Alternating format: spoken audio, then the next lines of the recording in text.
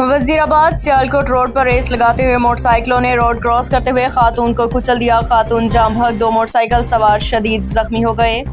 Wazirabad Sialkot road पर करमाबाद के करीब 6 मोटरसाइकिल सवार रेस करते तेज रफ्तारी से गुजर रहे थे कि सड़क किनारे रोड क्रॉस करने के लिए खड़ी खातून से 2 मोटरसाइकिल टकरा गए, जिसके नतीजा में करमाबाद की रिहायशी खातून नाजिया जोजा नवाज मौका पर ही जाम भग हो गई और टकराने वाले 2 मोटरसाइकिल सवार भी जख्मी हो गए। नाश और जख्मी मोटरसाइकिल सवार हैदर अली और जिक्रिया को सिविल अस्पताल पहुंचाया गया, जहां से हैदर अली को तशवीशनाक हालत में गुजरांवाला मुंतकिल कर दिया गया और जिक्रिया को पुलिस ने हिरासत में ले लिया। पुलिस ने नाजिया की नाश जरूरी कार्रवाई के बाद वर्षा के हवाले कर दी गई।